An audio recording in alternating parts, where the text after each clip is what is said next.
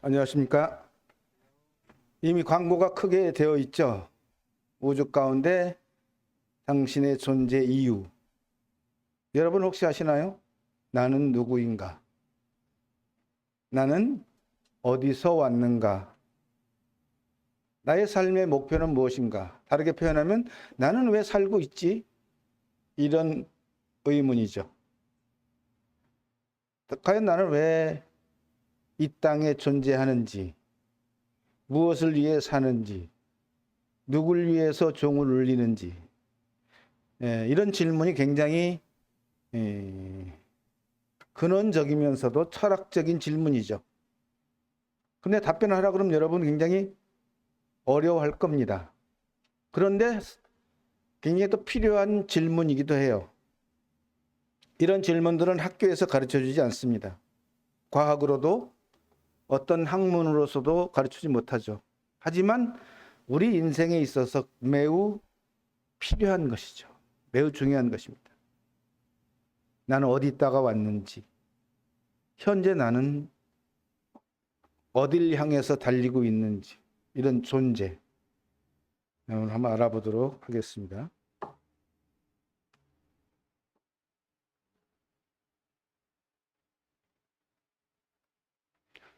당신이 존재하는 이유를 아십니까? 많은 사람들이 취업을 좋은데 하려고, 좋은 경력을 쌓으려고, 더 나은 삶을 위해서 분주하게 살고 있습니다. 그런데 왜 내가 살고 있는지 모르겠다고 말하는 사람들이 많죠. 이런 궁극적인 목적에 대한 답은 모르지만 그냥 하루하루 바쁘게 살고 있어요. 남들이 가니까 나도 가고, 내가 지금 어디를 향해서 달리고 있는지 목적지는 모르면서도 살고 있습니다. 그러기 위해서 우리는 청소년 시절에 학업에 열중했죠. 더 좋은 직업, 더 좋은 배우자 만나기 위해서, 성공하기 위해서 학업에 열중했습니다. 그래서 좋은 직장에 취업하고 성공하기 위해서, 그리고 취업하고도 더 나은 삶을 위해서 분주하게 살아갑니다. 그렇게 바쁜 삶을 살다 보면 때로 삶의 회의감이 올 때가 있습니다. 저도 하나님 만나기 전에 그런 생각이 들었었어요. 나는 지금 누구를 위해서 살고 있는지, 무엇을 위해서 사는지, 그런 생각이 들 때가 있더라고요. 하지만 답을 잘 찾지 못합니다. 이런 모습은 마치 기차가 달리되 목적지가 없는 기차같이 쉬지 않고 달리고 있습니다. 그래서 가끔 글을 쓰는 분들이 그런 얘기를 하죠. 멈추라. 멈추고 좀 생각해봐라. 뒤를 돌아봐라. 내가 가는 이 종착역은 어디인가? 내가 왜 달리고 있는가? 그러면서도 우리는 살고 있다는 것입니다. 목적지를 모르면서 오늘 한번 알아보도록 하겠습니다. 자, 그런 걸 알려면 우리의 피조된 창조 역사를 생각해 봐야 됩니다. 우리는 나도 모르게 시작된 피조물이다. 그렇잖아요. 어느 누구도 야, 너는 언제 태어날 거야? 조용히 기다려. 이런 게 없어요. 언젠가 딱 보니까 나라는 자가 존재하고 있는 거예요. 이미. 나도 모르게. 근데 하나님께서 창세기 1장 27절에 하나님이 자기 형상 곧 하나님의 형상대로 사람을 창조하시되 남자와 여자를 창조하셨다. 여기서 얻을 수 있는 답은 나라가 하는 존재, 사람이라는 존재는 하나님이 만드셨다는 것이죠. 하나님이 창조하셨다. 그런데 여기 보면 남자, 여자를 창조하셨다고 말씀이 되어 있죠.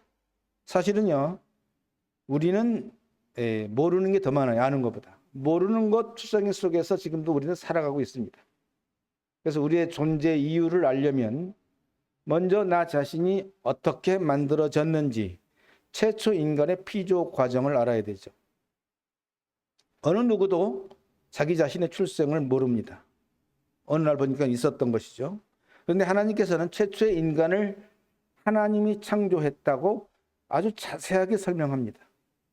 흙으로 사람을 만드시고 그 코에 하나님께서 생기를 불어넣으심으로 사람이 되었다고 자세하게 말씀하세요. 근데 거기서 또 중요한 건 뭐냐? 하나님을 닮은 꼴로 만들었다고 하십니다. 자기 형상, 하나님의 형상대로 하나님을 닮은 꼴로 만들었다는 거예요. 내가 원하지 않았어도 우리는 그렇게 만들어진 자들입니다. 여기에서 인간을 만든 목적과 이유가 이 안에 들어있다는 거죠. 이 말씀 속에. 그래서 성경의 창세기에 보면 모든 천지가 하나님의 뜻대로 창조되었다. 거기에 우리 자신도 포함되었다는 것이죠. 창세기 1장 1절 가장 처음에 하시는 말씀이 태초에 하나님이 천지를 하늘과 땅을 창조하셨다라고 기록하고 있어요. 결국 이것도 하나님 뜻대로 만든 것이죠. 그냥 있는 게 아니죠. 하늘과 땅이. 하나님이 이르시되 빛이 있으라 하시니 빛이 있었고 첫째 날부터 여섯째 날까지 하나하나 하나님께서 목적을 갖고 만드셨습니다. 그래서 우리 눈에 보이는 하늘과 땅의 모든 것들은 조물주 하나님이 창조하신 피조물이다. 그리고 여기에는 그냥 만든 게 아니라 하나님의 뜻이 있었다. 그래서 보시기에 좋았더라. 창세기 1장 4절에 빛이 하나님 보시기에 좋았더라. 만들 때마다 마지막에 하신 말씀이 보시기에 좋았다. 그 얘기는 내 뜻대로 만들었다는 얘기죠. 내 목적대로 만들었다는 얘기입니다. 최초의 사람을 만드실 때도 마찬가지로 하나님의 뜻이 있어서 만드시고 만물의 영장으로 살 수 있도록 권한과 특혜를 주시고 또 지금도 우리가 살 수 있도록 뭘 주셨냐? 만물을 주시고 호흡을 주셨어요. 지금도 살고 있습니다. 그렇다면 지금 현재 우리 자신에게도 하나님의 뜻이 있다는 거죠. 그냥 우연히 만들어진 자가 아니라 우리에게 생명을 주신 뜻이 있고 목적이 있다는 것입니다. 우연한 존재가 아니다 하는 것을 알 수 있습니다. 그러면 조물주가 사람을 만드신 목적이 무엇인가? 목적이 있을 거란 얘기죠. 창세기 1장 28절에 하나님이 그들에게 복을 주시며 하나님이 그들에게 이르시되 생육하고 번성하여 땅에 충만하라. 땅을 정복하라. 바다의 물고기와 하늘의 새와 땅에 움직이는 모든 생물을 다스리라. 다스리는 권세를 주셨습니다. 이것은 하나님의 뜻을 이루기 위한 목적을 이루기 위해서 주신 복입니다.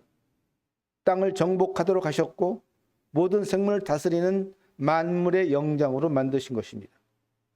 그리고 하나님은 우리를 위해서 또 뭘 만드시냐? 밤과 낮을 지으셨고 하늘과 땅을 지으셨고 땅의 각종 풀과 채소와 나무를 만드셨고 태양과 달을 만드셨고 모든 생물과 새를 만드시고 또 가축과 짐승을 만드시고 마지막에 모든 것이 준비가 끝난 다음에 사람들이 그걸 다 이용할 수 있도록 살 수 있도록 마지막에 사람을 만드신 것입니다.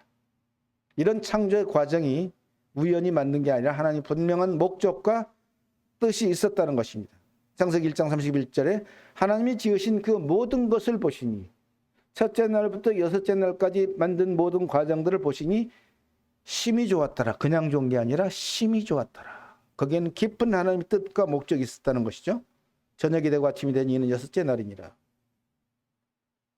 그렇다면 이렇게 하나님께서 모든 피조물을 만드셨다면 피조물 된 우리들에게 뭐가 남냐면 이제는 하나님의 뜻대로 살아야 되는 의무가 존재한다는 거예요.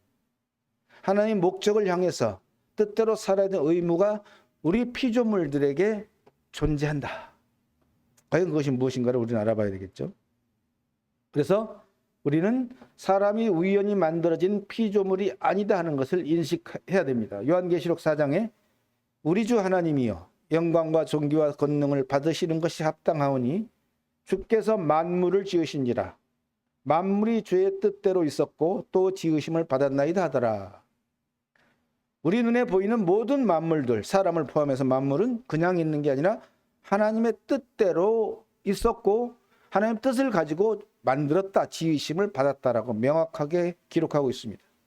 근데 사람들은 조물주 하나님을 모르기 때문에 저 아름다운 자연이 우연히 있는 것처럼 생각하고 나도 그 자연의 일부처럼 왔다가 지나가는 우연한 자연처럼 생각하는 경향들이 있습니다. 하지만 분명히 성경은 만물이 주의 뜻대로 목적대로 있었고 지으심을 받았다. 결국 모든 만물의 주인은 하나님입니다. 그리고 하나님은 만물을 만드실 때 분명한 뜻이 있다는 것입니다. 그렇다면 과연 우리 자신을 이 땅의 생명체로 만들어 주신 하나님의 뜻은 무엇일까? 피조물된 인간이 하나님의 뜻을 알 때 우리는 존재 이유를 찾게 됩니다. 오늘 제목처럼 이 우주 속에 내가 존재하는 이유, 그것을 이 말씀 속에 오늘 말씀에서 찾기를 바랍니다. 그렇다면 피조물로 출생된 나의 주인은 누구냐는 거죠. 나의 주인. 하나님이 이르시되 우리의 형상을 따라 우리의 모양대로 우리가 사람을 만들고 그들로 바다의 물고기와 하늘의 새와 가축과 온 땅과 땅에 기는 모든 것을 다스리게 하자 하시고 이렇게 우리를 만드시고 모든 권한을 우리에게 주셨습니다. 결국 성경 어디 봐도 분명히 나의 주인은 하나님입니다. 창조 주인, 생명의 원천이 되신 하나님이죠. 뿐만 아니라요, 그렇게 만들어 놓고 나 몰라라 하는 게 아니라 지금도 지금 이 순간도 나라고 하는 생명체를 존재케 하는 생명 유지를 하는 것도 하나님입니다. 그리고 그 사람들에게 권세를 줬죠. 만물의 영장으로서 살 수 있도록. 사도행전 17장 24절에 우주와 그 가운데 있는 만물을 지으신 하나님께서는 천지의 주제시니 손으로 지은 전에 계시지 아니하고 하시고 또 무엇이 부족한 것처럼 사람의 손으로 섬김을 받으시는 것이 아니니 이는 만민에게 생명과 호흡과 만물을 친히 주시는 이심이라.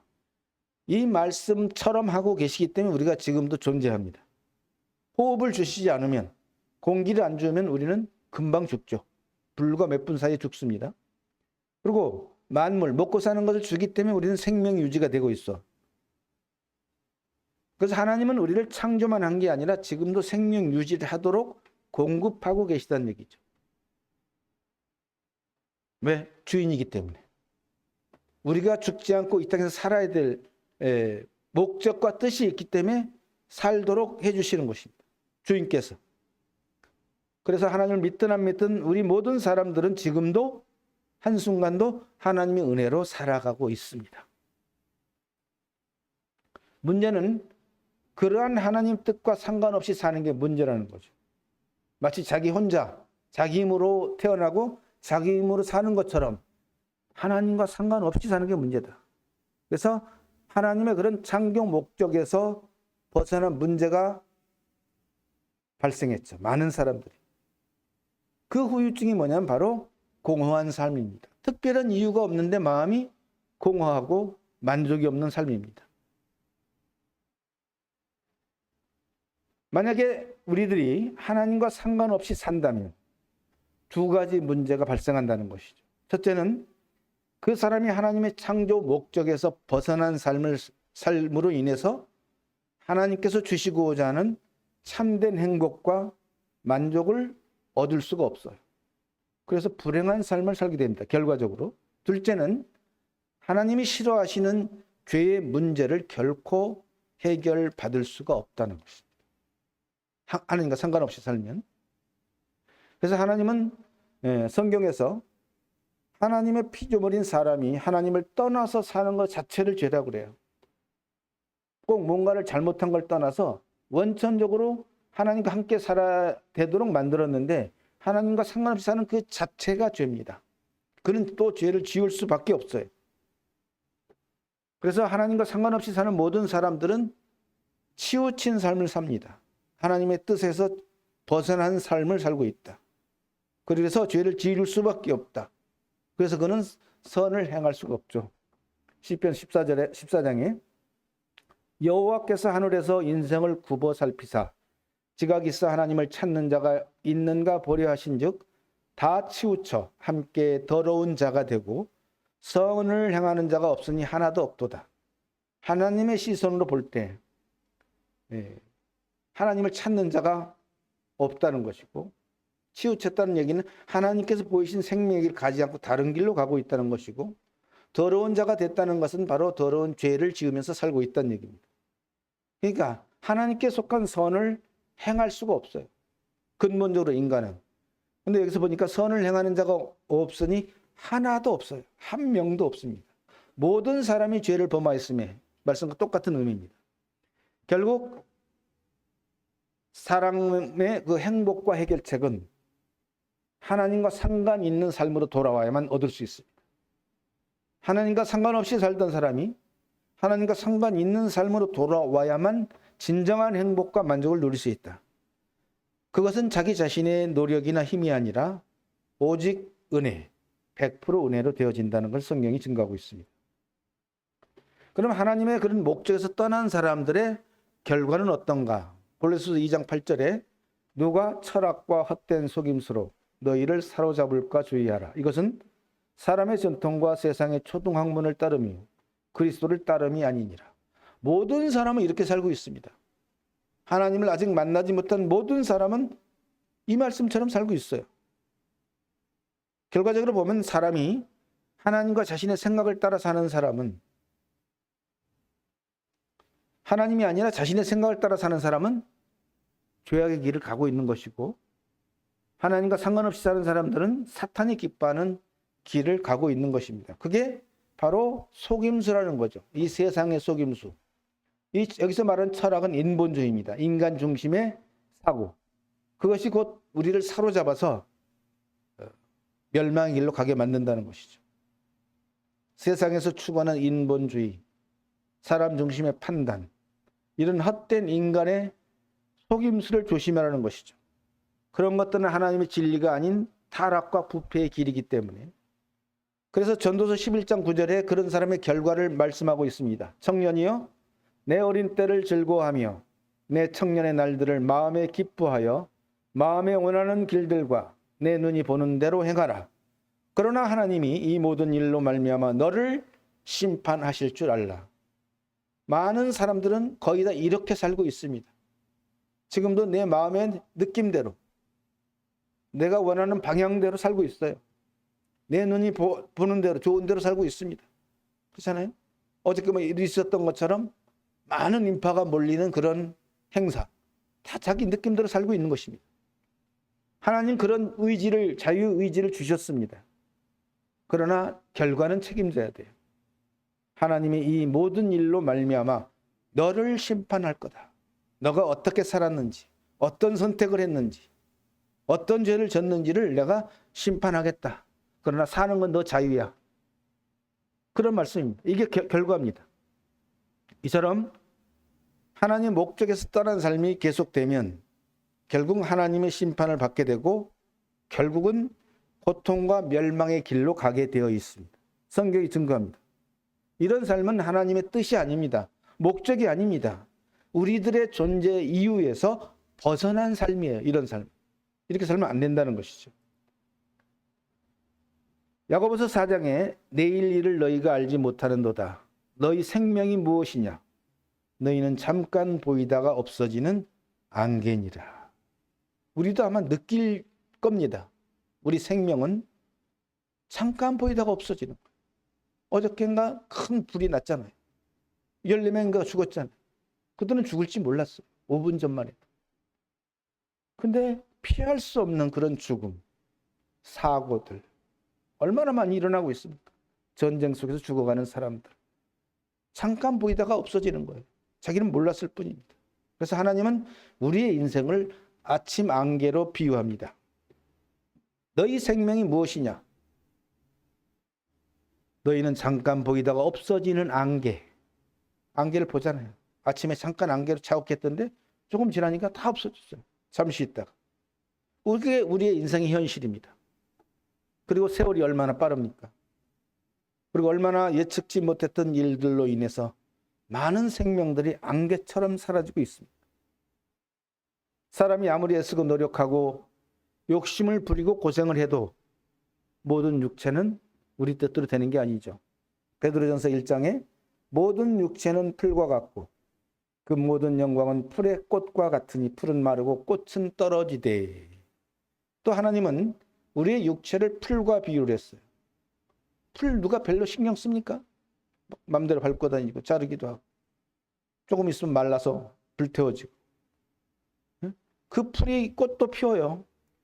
잠시 예뻐요, 보기 보면. 근데 누가 그리고 그 풀의 꽃을 갖다가 정원으로 집안으로 모시고 오랫동안 보는 사람이 없죠. 오랫동안 있을 수도 없고. 풀은 마르고 꽃은 떨어져 금방 지나가는 거예요. 우리 육체 생명도 풀이 마른 것처럼 빨리 마르고 꽃이 떨어지는 것처럼 빨리 사라진다. 그게 우리 인생이다. 그래서 내가 그토록 좋아했던 것들, 내가 그렇게 인생의 꽃 같은 시간들은 금방 지나가고 만다. 금방 지나갑니다. 우리는 이런 상황을 인식하고 진정한 인생의 의미를 찾아야 합니다. 내가 이 우주에 존재하는 진정한 이유를 찾아야 된다는 것이죠. 히브리서 9장 27절에 한 번 죽는 것은 사람에게 정하신 것이요. 자, 한 번 지나가는 인생이다. 나도 그래요. 우리 모두가 그렇습니다. 그럼 어떻게 살아야 될까요? 단 한 번뿐이 없는 인생. 한 번 지나가면 다시 오지 않는 인생을 어떻게 살아야 될까? 이처럼 소중한 인생을 과연 우리는 어떻게 사는 것인지 현명한 답을 찾아야 됩니다. 조물주 하나님께서는 모든 사람이 한 번 죽도록 정해놨어요. 결정했습니다.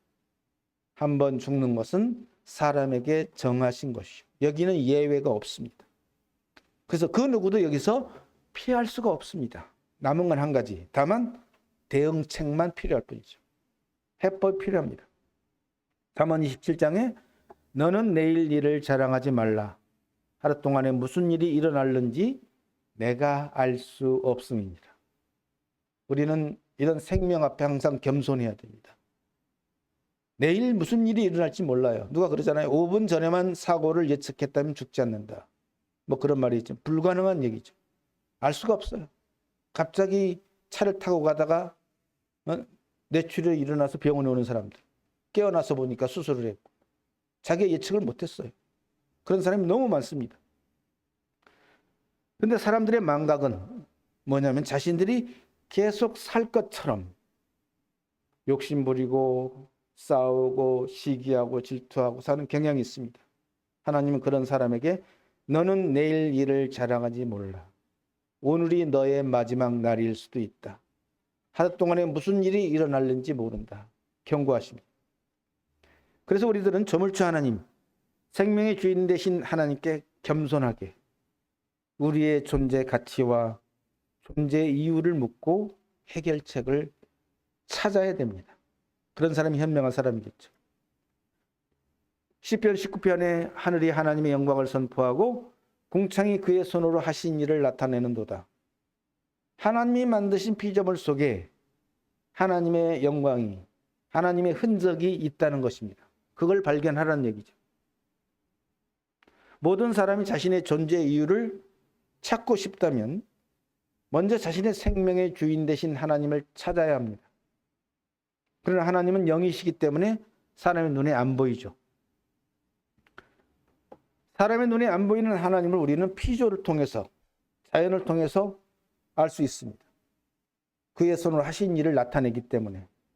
로마서 1장 20절에 창세로부터 그의 보이지 아니하는 것들 곧 그의 영원하신 능력과 신성이 그가 만드신 만물에 분명히 보여 알려졌나니 그러므로 그들이 핑계하지 못할지니라.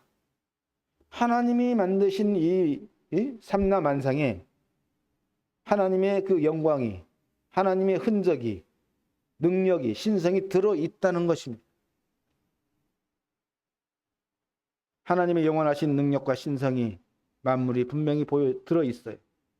자, 우리가 조금만 생각한다면 어김없이 나타나는 계절들의 변화를 볼 수 있잖아요. 겨울이 지나니까 지금 따뜻해졌어요. 거꾸로 돌릴 수가 없어요. 이건 법칙입니다. 동일한 흙의 성분을 흡수하는 땅에다가 심어놨어요. 각종 식물을 심었습니다.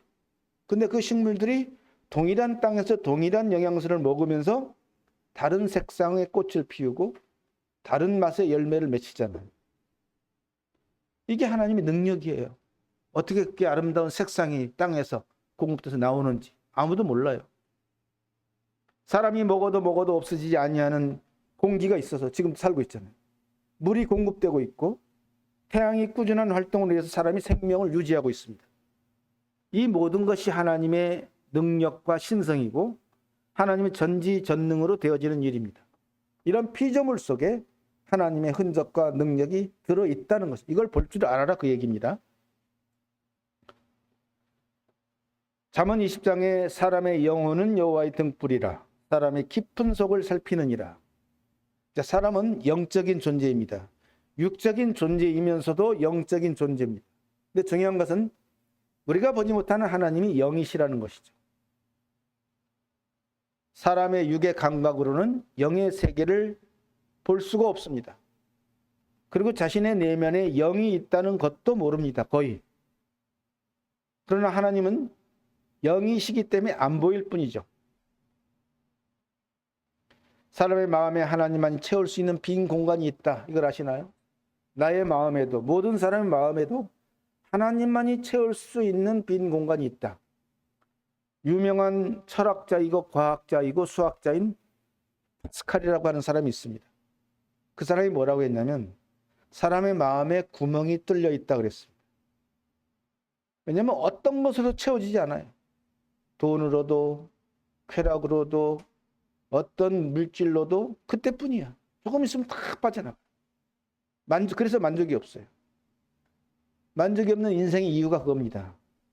내 속에 빈 공간이, 구멍 뚫린 곳이 있다는 것이죠. 그래서 사람의 영의 빈 공간은 세상 것으로 채워지지 않아요. 세상 것으로. 믿지 않는 사람한테 물어봅니다. 만약 당신이 돈이 많이 있다면 행복할까요? 그러면 쉽게 대답, 아니요. 아주 쉽게 답합니다. 그곳에는 하나님의 영이 들어와야만 채워지고 들어와야만 만족한 인생이 됩니다. 그래서 이 빈 공간의 마음속에 하나님이 들어올 때 드디어 하나님의 뜻이 이루어지고 더불어 그 사람은 하나님께서 주시고자 하는 만족과 행복을 누릴 수 있는 조건이 성립되는 것입니다. 시편 16편에 내가 여호와께 아뢰되 주는 나의 주님이시오니 주밖에는 나의 복이 없다 하였나이다. 땅에 있는 성도들은 존귀한 자들이니 나의 모든 즐거움이 그들에게 있도다. 하나님께서 귀중하게 만드신 사람이라고 하는 존재, 마지막 날 만드신 사람의 존재 피조물인 우리 자신에게 하나님의 뜻이 있다는 것이죠. 목적이 있다는 것입니다. 결국 나 자신은 우연한 피조물이 아니라 하나님의 조물주 하나님의 숭고한 뜻이 있다는 것을 알아야 합니다. 여기서 그 대상은 성도이죠. 땅에 있는 성도들. 한 영혼이 하나님을 만나서 성도가 되면 그때부터 그는 존귀한 자들이 됩니다. 도저히 스스로 존귀할 수 없는 자들이 존귀한 자들이 돼요. 하나님을 만났다는 이유 하나로. 그러면서 나의 모든 즐거움이 그들에게 있도다. 그렇게 존귀한 자가 된 성도들 안에는 즐거움이 있습니다. 사람들이 먹고 마시는 육체적이고 물질적인 삶이 다가 아니다. 하나님과 관련된 영적인 삶, 피조물 된 자신에게 주어진 뜻이 있고 목적이 있다는 것을 알아야 된다는 것입니다. 하나님께서 땅에 있는 성도들은 존귀한 자들이라고 하시고 하나님의 즐거움이 사람들에게 있다고 하신 이유가 바로 우리들에게 주어진 하나님의 뜻입니다. 이렇게 살라는 거죠. 존귀한 자처럼 하나님으로부터 특별히 선택받은 자처럼 사는 게 하나님의 뜻이고 또 하나님께 주신 희락과 즐거움을 누리는 게 또 하나님의 뜻입니다. 그래서 존귀한 자로 하나님으로부터 인정받는 삶, 영원한 즐거움을 누리는 삶이 바로 우리 존재의 이유입니다. 어떤 사람들도 이걸 다 원할 것입니다. 주께서 생명의 길을 내게 보이시리니 주의 앞에는 충만한 기쁨이 있고 주의 오른쪽에는 영원한 즐거움이 있나이다. 이렇게 사는 것이 하나님의 뜻이에요. 목적입니다. 하나님이 우리들에게 충만한 기쁨을 누리도록 주셨고 영원한 즐거움을 누리도록 하신 것이 하나님의 뜻입니다. 그렇게 살려면, 이걸 누리려면 하나님을 만나서 하나님과 더불어서 하나님이 원하신 뜻대로 살아가야 돼요. 들어와서도 뜻대로 살지 않으면 이게 이루어질 수가 없죠. 분명한 우리들의 목적에서 주어지고 있습니다. 인간의 창조 목적은 조물주 명령을 지키는 것이라고 성경이 증거합니다. 전도서 12장에 일의 결국을 다 들었으니 하나님을 경외하고 그의 명령들을 지킬지어다. 이것이 모든 사람의 본분이니라 그랬습니다. 그런데 피조물인 사람이 자신의 주인 대신 하나님을 몰라본다면 명령을 지킬 수가 없어요. 믿지 않는다면 지킬 수가 없습니다. 즉 나라고 하는 피조물의 의무는 먼저 창조주를 발견하는 것, 만나야 됩니다. 그 다음에 경외할 수가 있어요. 하나님을 경외하라고 그랬죠? 그 다음에 하나님을 경외할 수가 있고 또 하나님의 명령의 말씀들을 따라갈 수가 있습니다. 그렇게 돼야만 사람의 본분이 완성된다. 다르게 말하면 하나님의 뜻과 목적이 이루어진다는 것이죠. 이렇게 사는 거라고 분명한 뜻을 우리에게 알려주셨습니다. 전도서 12장 14절에 하나님은 모든 행위와 모든 은밀한 일을 선악간에 심판하시리라. 우리가 일의 결국을 성경을 통해서 다 들었습니다. 말씀은 사람의 모든 행위와 모든 은밀한 죄악을 심판하시겠다고 하는 것이죠. 다 들었기 때문에 내가 믿든 안 믿든 이런 하나님의 심판은 성취된다. 가보면 압니다. 죽어서 가보면. 그래서 죽기 전에 해결책을 찾으라는 것이고 나의 존재 이유를 찾으라는 것입니다. 사람은 영적인 존재이며 물질적 존재가 아니다. 다 알고 있어요. 누가복음 9장에 사람이 만일 온 천하를 얻고도 자기를 잃든지 빼앗기든지 하면 무엇이 유익하리요? 결국 물질적인 존재가 다가 아니라는 것이죠. 사람의 구성은 흙으로 만든 육적인 부분과 하나님께서 불어넣으신 영적인 부분이 합쳐져서 만들어진 구성체입니다. 흙으로 만든 육체는 이 땅에서 살기 위한 임시 그릇이에요. 이 땅에서만 필요한 임시 그릇으로 만들었고 일생이 끝나면 그 육체의 그릇은 원래 왔던 흙으로 돌아가고 사람의 영혼은 하늘로 돌아가도록 하나님이 설계하셨다는 것입니다. 그리고 이 땅에서 사람의 사는 삶이라는 것도 그 삶을 주도하는 것은 육이 아니라 내 안에 있는 영이라는 사실을 알아야 됩니다. 육은 단지 영의 원함에 따라 움직이는 종속적인 존재가 육입니다. 이 육체의 주인인 영혼이 그 몸에서 떠난다면 결국 죽는 것이죠. 그 육체는 아픔도 감정도 어떤 것도 느끼지 못합니다. 온 천하 다 필요 없습니다. 자기를 잃으면. 무엇이 유익한 남는 게 하나도 없어요. 시편 90편 3절에 주께서 사람을 티끌로 돌아가게 하시고 말씀하시기를 너희 인생들은 돌아가라 하셨사오니. 그렇다면 우리 인생의 존재 이유는 바로 영혼이 영생을 얻고 평강과 희락을 얻는 그것이 바로 우리의 존재 이유가 되어야 된다는 것입니다. 온 천하는 물질적인 영역입니다. 여기서 말하는 자기는 영혼의 영역입니다. 영혼이 더 중요하다. 물질은 부수적으로 이 땅에서 살아갈 때 잠시 사용하는 것에 불과하다. 그런 의미를 말하고 있습니다. 전도서 2장 17절에 이러므로 내가 사는 것을 미워하였노니 이는 해 아래서 하는 일이 내게 괴로움이요 모두 다 헛되어 바람을 잡으려는 것이기 때문이로다. 결국 행복의 원천은 육이 아닌 영에 있다는 것입니다. 내가 아무리 노력해서 많은 것을 가졌다 할지라도 해 아래서 하는 일이 결과적으로 괴로움이 될 수 있습니다.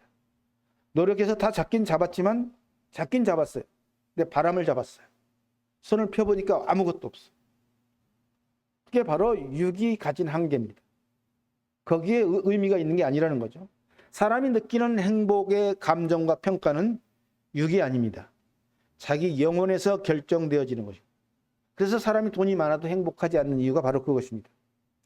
사람의 영혼에 평강이 없으면요, 아무리 부자라고 해도 해 아래서 하는 일이 다 괴로움이 될 수가 있고 인생의 모든 행사가 노력이 바람을 잡는 헛수고가 될 수 있습니다.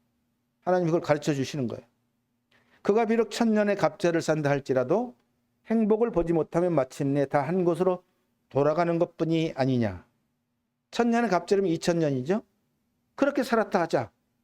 그런데 거기서 영혼의 해결책을 찾지 못하고 하나님이 주시는 행복을 얻지 못하면 흙으로 돌아가는 허망한 인생으로 끝나고 만다.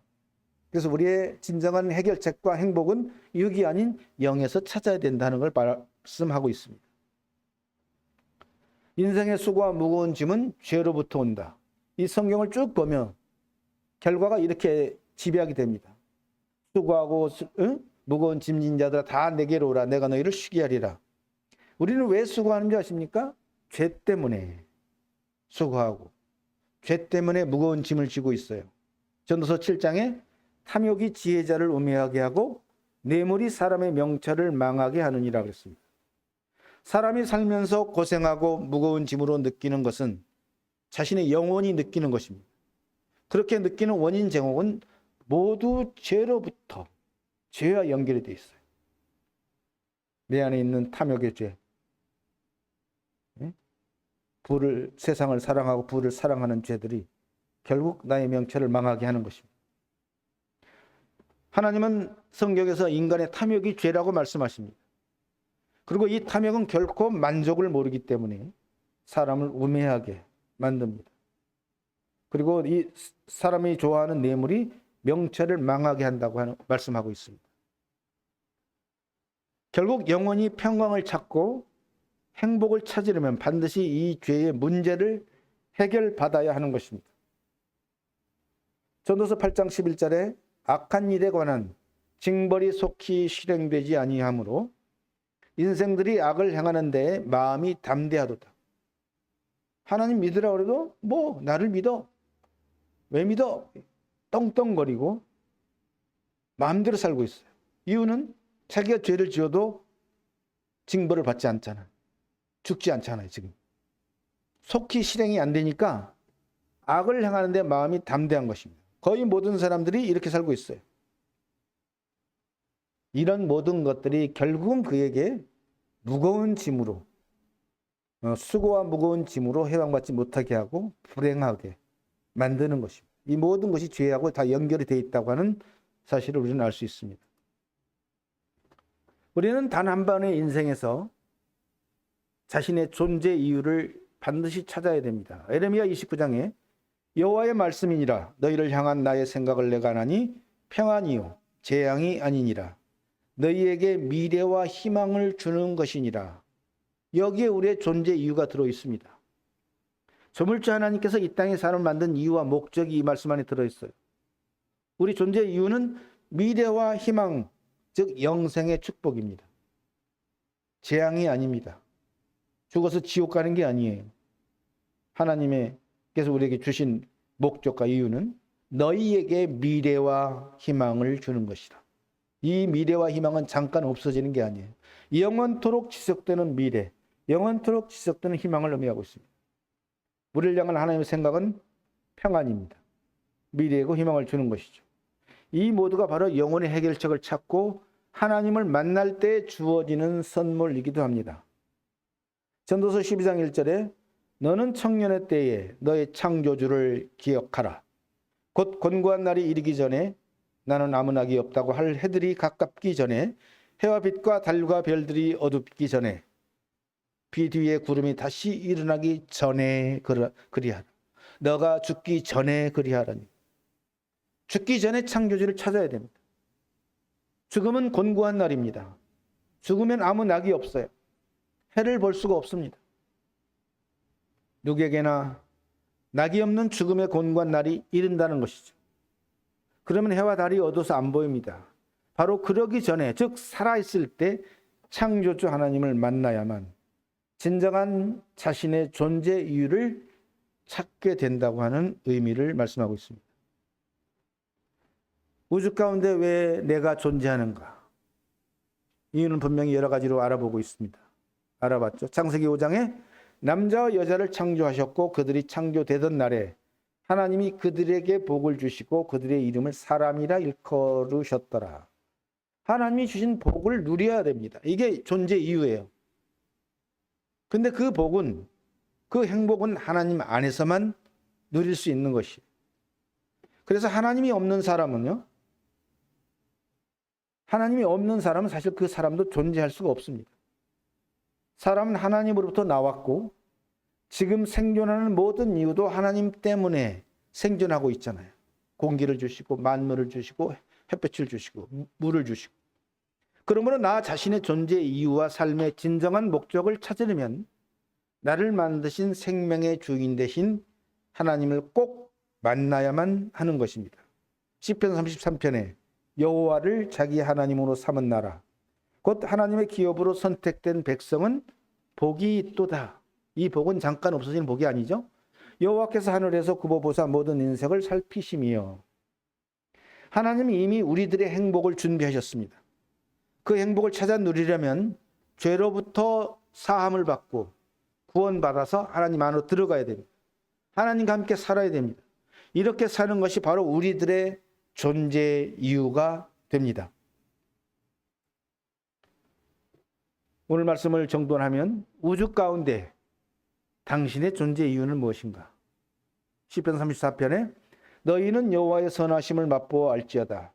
그에게 피하는 자는 복이 있도다. 너희 성도들아 여호와를 경외하라. 그를 경외하는 자에게는 부족함이 없도다 그랬습니다. 나는 우연한 존재가 아니다. 우연히 존재하다가 우연히 사라지는 인생이 아니다. 분명한 조물주 하나님의 뜻이 나에게 있고 그런 하나님의 뜻 안으로 들어오는 자에게는 영원한 축복을 누리게 하신다. 그런 하나님의 축복을 받고 자신의 존재 이유를 알게 된 성도는 그 사람은 그때부터 하나님을 경외하게 됩니다. 그런 성도들은 하나님 부족함이 없다고 말씀하십니다. 시편 36편에 그들이 주의 집에 있는 살진 것으로 풍족할 것이라. 주께서 주의 복락의 강물을 마시게 하시리이다. 주께서 하나님께 속한 복락의 강물을 마시게 하는 축복을 누리는 것이 바로 우리들이 우주 속에 존재하는 참된 이유입니다. 이 말씀을 듣는 모든 분들이 그런 하나님의 영원한 축복을 받으시길 원합니다. 기도하겠습니다. 천지에 충만하신 하나님 아버지, 하나님께서 천지를 창조하시고 이 땅의 모든 만물을 만드시고 마지막에 사람을 창조하셔서 그 사람들에게 만물의 영장으로서 모든 권세를 가지고 다스리도록 하여 주셨습니다. 지금도 하나님은 참 하나님의 형상대로 만든 사람들이 살아갈 수 있도록 하나님의 그 창조하신 목적과 뜻을 이룰 수 있도록 지금도 호흡을 주시고 만물을 주시고 참 태양을 주셔서 살게 하고 계신다고 말씀해 주셨습니다. 이 말씀을 듣는 모든 분들이 내가 이 땅에서 왜 사는지에 대한 분명한 목적과 뜻을 발견하게 하시고 그 뜻은 곧 하나님 안으로 들어와서 하나님을 만나서 하나님과 함께 사는 것이라는 것을 알게 하사 하나님께서 이미 우리에게 내려주신 영원한 축복과 영생의 복락을 강물을 마실 수 있는 그런 축복받은 사람들이 될 수 있도록 인도하여 주시기를 원합니다. 우리 주 예수님의 이름으로 기도드립니다. 아멘.